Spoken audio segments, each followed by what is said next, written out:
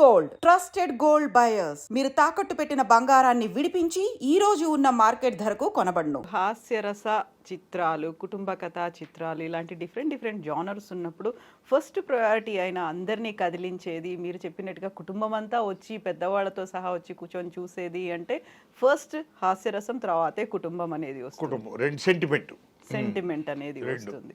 So రెండు mix అయి ఉన్నాయనుకోండి బ్రహ్మాండం. ఇప్పుడు నేను సంసారం అనే సినిమా తీశానండి సోమన్ బాబు గారితో, రెండు మిక్స్ అయి ఉంటాయండి. దాగుడు మూతలు దాంపత్యం అని నాగేశ్వర గారితో సినిమా తీశాను, రెండు మిక్స్ అయి ఉంటాయండి. అలాగే పోలీస్ భార్య అని ఒక సినిమా తీశాను, నరేష్ సీత, సెంటిమెంటు ఉంది, కామెడీ ఉంది. నిన్న కాక మొన్న కూడా దాంట్లో వేశాడు మనకండి. సో ఈ రెండిట్లకి ఎప్పుడు లైఫ్ ఉంటుందండి, ఉంటుంది, క్వశ్చనే లేదు. నిజమే. రెండు కానీ మిక్స్ అయ్యగలిగితే డైరెక్టర్ గొప్పతనం అదేనండి. మరి చక్కగా మేము చిన్నప్పటి నుంచి చూసిన సినిమాల్లో జంధ్యాల గారు, తర్వాత రేలంగి గారు, ఈ ఇద్దరే డైరెక్టర్స్ హాస్యాన్ని చూపిస్తారు. అది కూడా మంచి హాస్యం, చెడు వైపు వెళ్లకుండా, అందులో బూతు అనేది లేకుండా, డబుల్ మీనింగ్ డైలాగ్స్ లేకుండా హెల్దీ హాస్యం అనేది అందులో ఉంటుంది అనేది. మీకెవరు గుర్తొస్తారు? నాకు పూర్వకాలంలో రామారావు, మన రేలంగి వెంకటరామయ్య గారి సినిమాలు, రమణారెడ్డి, గుండమ్మ కథ లాంటి సినిమాలు, రామారావు గారు, నాగేశ్వర గారు చేసిన సినిమాలు ఇవన్నీ గుర్తుకొచ్చి నాకండి ఆ జోనల్లో వెళితే బాగుంటుంది అని నేను అనుకున్నాను డైరెక్టర్ అయిన తర్వాత. కానీ ఏం జరిగిందంటే అండి, ఫస్ట్ పిక్చర్ మా గురువు గారు నాకు ఇప్పించింది చందమామ సంధ్య నావెల్, మాదిరెడ్డి సులోచన గారిది. సీరియస్ సబ్జెక్ట్ అండి, అది ట్రాజడీ సబ్జెక్ట్. అక్కడ ఆ సబ్జెక్ట్ తీశాను. భగవంతుడు అనుకున్నాడు అక్కడ కూర్చుని, నేను ఈడి కామెడీ డైరెక్టర్ అవ్వాలని రాస్తే వాడు నుదుటి మీద ఇలా గురువు ఏంటి ఈ సినిమా తీసుకొచ్చి ఇస్తున్నాడో ఈయనకి అని చెప్పి అక్కడ అడ్డుకట్ట వేశాడండి ఆ సినిమా రిలీజ్ కాకుండా. ఇది నీ జానర్ కాదు అని చెప్పేశారు అక్కడే. నెక్స్ట్ మళ్ళీ సినిమా ఆగిపోయింది, రెడీ అయిపోయి ఆగిపోయిందండి రిలీజ్కి. కొన్ని ప్రాబ్లమ్స్ వచ్చాయి. మురళీమోహన్ గారు, మోహన్ బాబు, సరిత, ఫటాఫట్ జయలక్ష్మి, నిర్మలమ్మ, ప్రభాకర్ రెడ్డి గారు, చాలా పెద్ద కాస్టింగ్ అండి ఆ సినిమా. ఆగిపోయింది. ఏం చేయాలి అనుకునే టైంలో మళ్ళీ గురువు గారి దగ్గరికి ఎవరో సినిమా తీయమని వస్తే, రాంబాబు గారు అని ఆయన, నాకు ఖాళీ లేదు, నేను చేయలేను, నరసింహరావుని పెట్టుకోండి, నేను చూసి పెడతానంటే అక్కడికి వెళ్ళాను. అక్కడ కథ ఏవి సెలెక్ట్ చేయాలి అనే టైంలో అన్నీ భగవంతుడే చేస్తాడు, మనం ఏం కాదండి. ప్రొడ్యూసర్ గారు, సార్ ఇలా పోస్ట్లో 2-3 కథలు వచ్చినాయి, చూడండి సార్ ఎలా ఉంటుందో అని ఇచ్చాడు. ఇస్తే దాంట్లో కథ నాకు బాగా నచ్చింది. కామెడీ కథ సూపర్గా ఉందండి. 2 పేజీలు కథని 12 రీళ్ళు ఎలా తీస్తాం, నాకు అడ్డుపట్టలేదు. గురుగారి దగ్గరికి వెళ్ళి చెప్పాను దాసర్ గారితో, ఆ పాయింట్ బాగుంది సార్, దీన్ని 12 రీళ్ళు ఎలా రన్ చేస్తాము అని చెప్పాడు. పాయింట్ చెప్పారండి, విన్నాడు, చాలా బాగుంది పాయింట్, కామెడీగాను. దీన్ని ట్రీట్మెంటల్ సినిమా అంటాం. అంటే సీన్ బై సీన్ పేర్చుకుంటూ ప్రేక్షకుడికి బోరు కొట్టకుండా నవ్విస్తూ మైమర్పిస్తూ వెళ్ళాలి. వెళితేనే ఆకట్టుకోవాలి, అది వెదర్ సెంటిమెంట్ ఆర్ కామెడీ.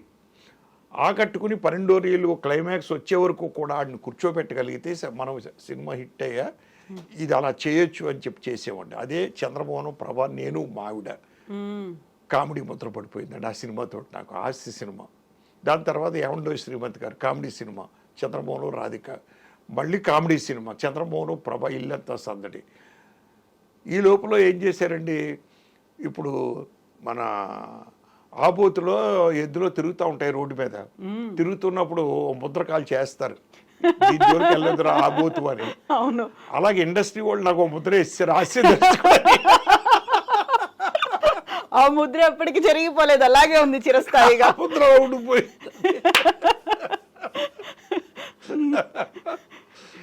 ఎప్పుడైనా అవుట్ ఆఫ్ ద బాక్స్ ఆలోచించి వాళ్ళు ఇలాంటి సినిమా తీస్తున్నారు, వీళ్ళు అలాంటి సినిమా తీస్తున్నారు, నాకు హాస్య దర్శకుడు అనేటువంటి ముద్ర మాత్రమే ఉంది, కొంచెం ఇంకో జానర్ ట్రై చేద్దాము అనిపించి తీశారు కదా ఒకటి? తీసానండి, మానసవేణి తీశాను, రేవతిని పెట్టి ఆండాల్ ప్రొడక్షన్స్ వాళ్ళు మారో చరిత్ర తీసినటువంటి వ్యక్తులండి ప్రొడ్యూసర్స్.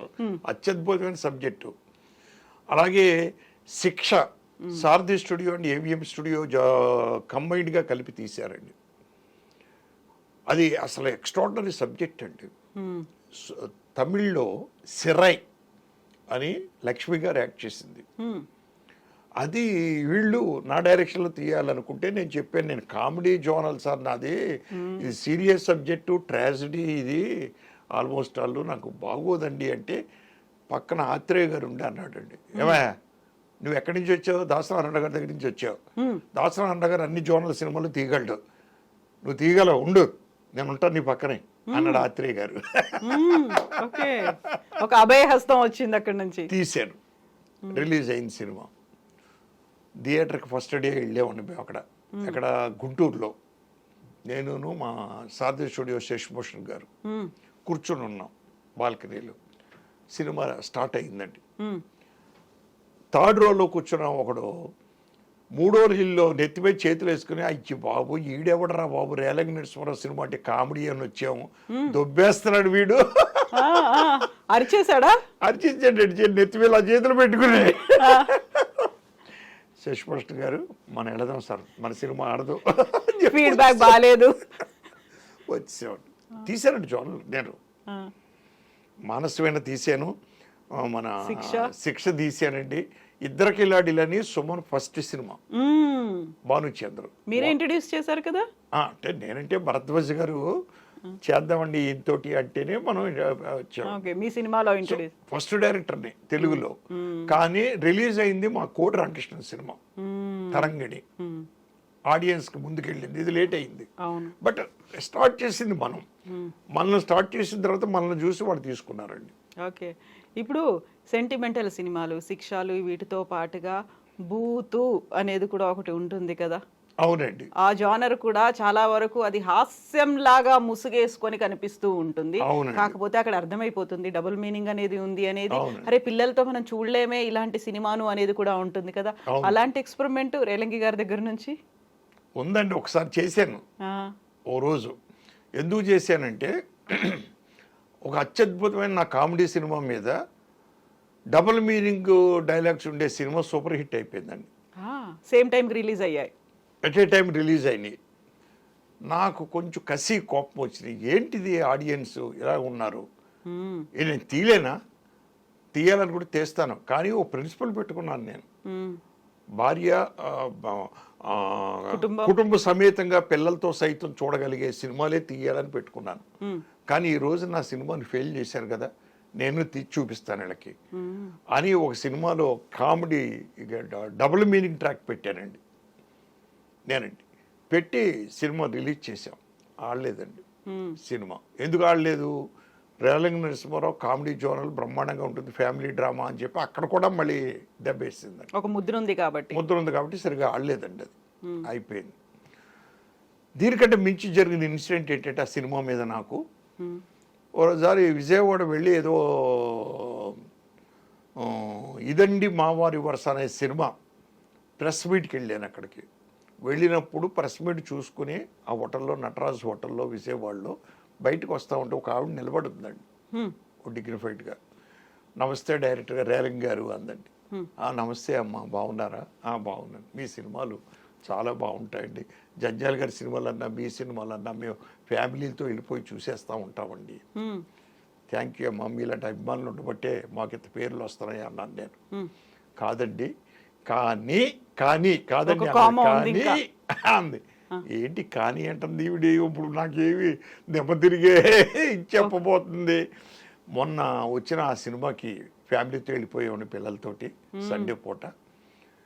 ఆ డబుల్ మీనింగ్లు, ఆ ట్రాక్ అది చూసి సబ్జెక్ట్ బాగుంది, మీరేమో కామెడీ ట్రాక్ డబుల్ మీనింగ్ డైలాగులు పెట్టారు కావాలని. అది సబ్జెక్ట్కి సంబంధం లేకపోయినా అది మూడో రీల్లో మేము బయటకు వచ్చేసామని పిల్లలు తీసుకొని. ఎందుకంటే పిల్లలు మా వెంక చూస్తున్నారు. ఒకవేళ పిల్లలు నాన్న దీని మీనింగ్ ఏంటి, అమ్మ దీని మీనింగ్ ఏంటి అన్నారంటే మేము ఏం చెప్పాలి? అవును కదా అని వచ్చేసామండి. మీరు కూడా అలాంటి సినిమాలు తీస్తే ఇంకా మాకు జంజాల్ గారు ఒక్కరే మిగులుతారండి అందరు. నాకు అసలు చెంప చెల్లు అనిపించిందండి. ఇది అబ్బా ఏంటిది, నో ఇక మీదటి సినిమా ఆడినా ఆడకపోయినా మనం ఇలాంటి సినిమాలు తీయకూడదని డిసైడ్ చేసుకున్నాను. ఎన్ని ఎక్స్పెక్టేషన్స్ మీ మీద పెట్టుకుంటే పెట్టుకుంటే అలాంటి మాట అంటుంది తను. అంటుందండి ఆవిడ. అప్పుడు వచ్చి నేను తీయలేదండి మళ్ళీ, తర్వాత ఫర్దర్గా ఎప్పుడు తీయలేదండి. నేనండి ఒక సినిమాలో ఒక ఇన్సిడెంట్ జరిగిందండి. ఇంకొక సినిమాలో, అంటే పేర్లు చెప్తే బాగోదని నేను చెప్పట్లేదు, సినిమా పేర్లు కానీ ప్రొడ్యూసర్ పేర్లు కానీ ఆర్టిస్టుల పేర్లు కానీ. రైటర్ సీన్ అని ప్రొడ్యూసర్ కావాలని ఒక సీన్ రాయించాడండి. రైటర్ గారు చెప్పారు, బాగోదు సార్ ఆ సీను, మనం డబుల్ మీనింగ్తో ఆ సీన్ ఎందుకు, ఒక సీనే అది ఇది శానిటరీ నాప్కిన్స్ మీదండి. అది చాలా అసహ్యంగా ఉంటుంది, వద్దండి అది అది ఇది బాగోదు అని చెప్తే, నాకు కావాలండి మీరు రాయండి అన్నాడు. నేను చెప్పాను, నేను తీయనండి ఇది ఈ సీను, ఏమనుకుంటున్నారు సార్, మీరు ఎలా రాశారు సార్ అన్నాను. ఆయన దగ్గరికి వెళ్ళినాను, రైటర్, పెద్ద రైటర్ అండి ఆయన. ఏం చేస్తాను నరసింహారావు, కావాలని పట్టుపడతా ఉంటాడు, మనకు రావాల్సిన డబ్బులు ఇంకా ఉన్నాయి ఆయన దగ్గర, మన మీద బ్యాడ్ ప్రోపకాండా చేస్తారు మనం ఆపేస్తే మధ్యలో, ఇవన్నీ ఉన్నాయా, ఎన్ని చూసాను నేను ఇండస్ట్రీలో ఇలాంటివి అన్నాడండి ఆయన. ఆయన బాగా ఎక్స్పీరియన్స్డ్, నేనంటే అప్కమింగ్ అప్పుడు. నువ్వు కూడా కామ్గా తీసే సీన్ తీసి ఇచ్చేయి అన్నాడు. వెళ్ళారండి. సీన్ వినిపించిన తర్వాత చెంప చెల్లు అనిపించారండి నాకు ఇద్దరు ఆర్టిస్టులు, ఇద్దరు, లేడీ ఆర్టిస్టును రమాప్రభ గారును చంద్రమోహన్ గారు.